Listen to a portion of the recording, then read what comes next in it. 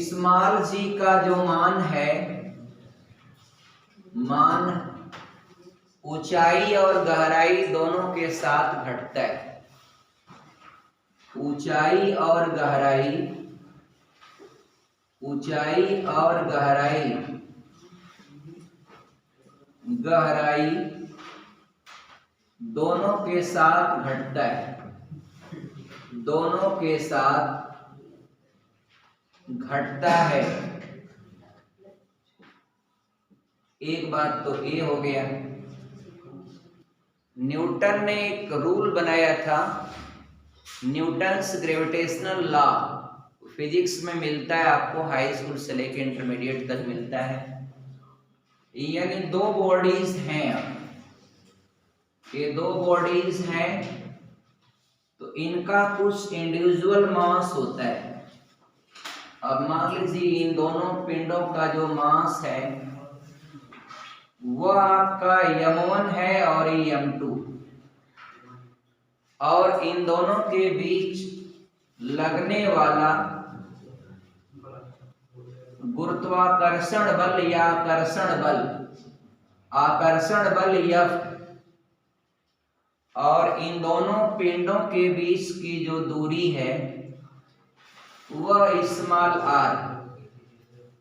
तो न्यूटन ने दो बात बताई है न्यूटन्स ग्रेविटेशनल लॉ में, क्या कि ये जो दो पिंडों के बीच लगने वाला आकर्षण बल, attraction force between two bodies is directly proportional to the product of their masses, and आपका also attraction force is inversely proportional to the square of distance between two bodies।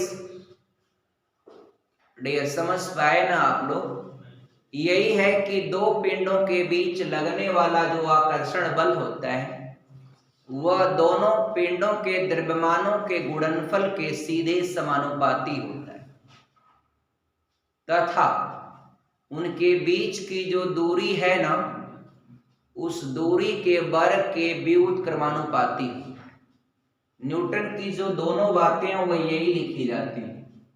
यही है, पहली बात है कि F is proportional to m1 m2 हो जाता है, और दूसरी बात है कि F is proportional to 1/r²। मैंने यही बोला है,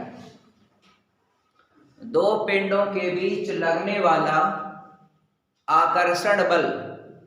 अब आपको कभी कभी पूछ लिया जाता है कि न्यूटन्स ग्रेविटेशनल लॉ और कूलॉम्स लॉ में क्या डिफरेंस है? हाँ, आपका अट्रैक्शन और repulsion force between two point charges, but here attraction force between two bodies. Coulomb's law में मैं साथ में बात कर लूंगा आपसे तुरंत। देखिए, एक कूलॉम का नियम भी यहां करता हूं। देखिए, कूलॉम का नियम, ये फिजिक्स की का कॉन्सेप्ट है, आपको पूरा काम आएगा। कंपटीशन में आप जानिएगा, विज्ञान यानी जीएस के अंतर्गत आपको सब जानना है। रेलवे के एग्जाम में, पुलिस के एग्जाम में, कहीं भी कुछ भी आ सकता है। आप पढ़ लीजिएगा सब तथ्यों को। कूलॉम्स लॉ में यह है कि दो आपका बिंदु आवेश है, एक Q1 है और दूसरा है Q2, इन दोनों के बीच आपका लगने वाला आकर्षण या प्रतिकर्षण बल। यहां पर मैं एक शब्द रोकूंगा आपको, हालांकि इनके बीच की जो दूरी है ना वह r, दूरी r ही माना मैंने।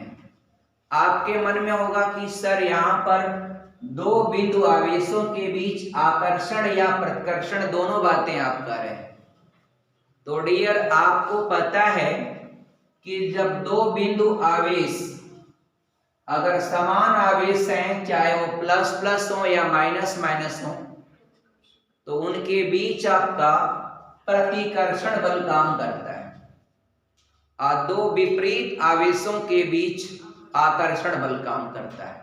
इसलिए दोनों सेम नेचर के भी हो सकते हैं, अपोजिट नेचर के भी हो सकते हैं। ये आपका पहला मेन डिफरेंस होता है इन दोनों के बीच, कूलम्ब्स लॉ में और न्यूटन्स ग्रेविटेशनल लॉ में मेन डिफरेंस होता है। अब डियर है कि यहां पर भी आपका अट्रैक्शन और repulsion force between 2 point charges, दो बिंदु आवेशों के बीच आकर्षण या प्रतिकर्षण बल, उन दोनों बिंदु आवेशों के परिमाणों के गुणनफल के सीधे समानुपाती होता है। ये पहली बात डियर कर दें हम फटाफट। तो जो कूलम्ब का नियम है उसमें आपका अट्रैक्शन और रिपल्शन फोर्स दोनों होता है। अब कूलम्ब के नियम में यही है कि आकर्षण या प्रतिकर्षण बल उन दोनों बिंदु आवेशों के परिमाण यानी मैग्नीट्यूड के गुणनफल के बराबर होता है, कर दिया। और दूसरा है कि वही आकर्षण या प्रतिकर्षण बल उनके बीच की दूरी के वर्ग के व्युत्क्रमानुपाती होता है। अब फ्रॉम 1 and 2 वी गेट समीकरण 1 और 2 से दोनों का एक साइड f के प्रोपोर्शनल, तो दोनों को एक में जब मिलाते हैं तो f is proportional to q1 q2 बटे r स्क्वायर होता है। और जब आपका प्रोपोर्शनल को इक्वल में कन्वर्ट करेंगे तो आपको कांस्टेंट की जरूरत पड़ेगी। वो कांस्टेंट हो जाएगा f equal to k, q1 q2 बटे r स्क्वायर आपका ये रहा। k की वैल्यू क्या होता है 9.0 इंटू 10 के पावर 9 आपका। This is the value of k constant where k is the proportional constant of अनुक्रमानुपातिक नियतांक होता है। समझिएगा यहां पर क्या है मित्रों, आप समझिए यहां पर न्यूटन्स का गुरुत्वाकर्षण नियम में ये होता है कि दो पिंडों के बीच लगने वाला आकर्षण बल, अब कोई भी दो बॉडीज होता है तो कॉमनली उनके बीच में आकर्षण बल लगता है। क्या लगता है? आकर्षण बल। अब मान लीजिए आपके मन में होगा कि जैसे हम लोग धरती पर हैं तो हम भी एक बॉडीज हैं, धरती भी एक बॉडीज है, ये मार्कर भी एक बॉडीज है, पृथ्वी भी बॉडीज है। अब मार्कर को छोड़ेंगे, मार्कर गया नीचे, क्यों नीचे जा रहा है? हाँ डियर, गुरुत्वाकर्षण बल के कारण। तो दो पिंडों में कौन सा पिंड किसी बॉडीज को खींचता है, ये डिपेंड करता है कि कौन पिंड आपका ज्यादा बड़ा है। तो जो ज्यादा बड़ा होगा उसका फोर्स ऑफ अट्रैक्शन भी क्या होगा? ज्यादा होगा। बात समझ रहे हैं आपका डियर? यही वह कारण होता है। और इसको प्रभावित करने वाला एक बात और समझिए, कौन कौन सा फैक्टर होता है जो इसको प्रभावित करता है? इसको प्रभावित करने में दो फैक्टर होता है। एक तो आपका मास ऑफ देयर बॉडीज, उन दोनों पिंडों के जो द्रव्यमान होते हैं और उनके बीच की जो है दूरी होती है। ये दूरी आपका, दूरी भी आपका। और डियर आपके मन में होगा, कभी कभी होता है धरती पर एक भूगोल का प्रश्न होता है कि ज्वार और भाटा क्यों आता है। तो समुद्र का पानी एक नियमित क्रम में 24 घंटे में वह उठता रहता है, डाउन होता रहता है, उठता डाउन होता रहता है। तो समुद्र के पानी का अपवर्ड उठना आपका ज्वार होता है, डाउनवर्ड होना आपका भाटा होता है। और एक जो फिल्मों में या समुद्र के किनारे का पोजेस देखते हैं तो लहरें आती हैं और सतह से टकराती हैं, फिर जाती, फिर आती हैं, टकराती हैं, फिर जाती। तो ये एक्टिविटी, ये रीजन आपका क्यों? तो डियर मित्रों आप जानिएगा,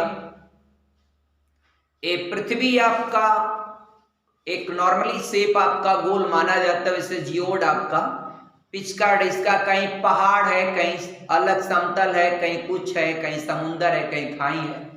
तो पृथ्वी का आकार जियोड शेप में होता है।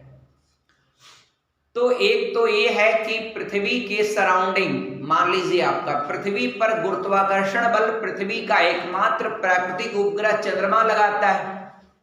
चंद्रमा भी आकर्षण बल से खींचता है। और एक सूर्य भी आपका, सूर्य तो बहुत बड़ा है, वो तो खींच के रखता है। सभी ग्रहों को वह सूर्य अपने फोर्स ऑफ अट्रैक्शन में खींच के रखता है, अपने आकर्षण बल के कारण खींचता है। तो धरती पर दो बल, सूर्य और चंद्रमा के गुरुत्वाकर्षण बल के कारण ज्वार और भाटा आता है। आप लिख दीजिएगा, कभी भी एग्जाम में आएगा किस कारण से आता है, ज्वार और भाटा का सही कारण क्या है। तो सूर्य और चंद्रमा का गुरुत्वाकर्षण बल, gravitational force of sun and आपका मून, आकर्षण या गुरुत्वाकर्षण बल जो भी कह लीजिए आप। एक बात और समझिए आपका, बस ये जो समुद्र के किनारे लहरें टक्कर मारी हटे, ये क्यों होता है? तो पृथ्वी चूंकि अपने धुरी पर वह घूर्णन गति करती, अघूर्णन गति करती, वह 24 घंटे में पृथ्वी अपना एक चक्कर धुरी पर पूरी कर लेती। तो पृथ्वी जब अपने धुरी पर घूमती है तो कोरियोलिस बल लगता है। जैसे आप ही घूमेंगे ना ऐसे, तो जब आप एक बार हाथ छोड़ेगा धड़ाम से गिर जाएंगे। तो आप जब घूमेंगे तो आपके साथ पानी भी घूमता है। तो पानी जब घूमेगा, धरती घूमेगी, तो वही पानी आपका घूम के आपका जहां सतह पाता वहां झटका मारता रहता है, वहां सतह पर टकराता है, वापस जाता है। सारे तथ्यों को आप याद रखिएगा। एक एक तथ्यों को मैं आपको विधिवत बताऊंगा। विज्ञान की टॉपिक मैं शुरू किया हूं, आपको एक एक पॉइंट टू पॉइंट बताता चला जाऊंगा, आप बस समझते जाइएगा। आगे क्या है, इन दोनों को मिला लेंगे। इन दोनों को जब आप मिला लेंगे एक में, तो आपका समीकरण एक और दो से लिख देते हैं। फ्रॉम 1 and 2 वी गेट आपका F इज प्रोपोर्शनल टू आपका M1 M2 अब बटे आर स्क्वायर कर देंगे। जो ऊपर है वह ऊपर, जो नीचे है वह नीचे। और जब प्रोपोर्शनल को आप इक्वल में चेंज करेंगे तो कांस्टेंट यूज करेंगे। F इक्वल टू आपका हो जाएगा कैपिटल G M1 M2 बटे आर स्क्वायर। यही है आपका हेड। और यहां पर कैपिटल G सार्वत्रिक गुरुत्वाकर्षण नियतांक होता है, जिसका मान होता है 6.67 इंटू 10 के पावर -11, एक कैपिटल G की वैल्यू। तो मित्रों, ये दोनों कॉन्सेप्ट आप उम्मीद करता हूं समझ पाए होंगे। और डियर, आज के क्लास में बस इतना ही। ओके, थैंक्स, जय हिंद।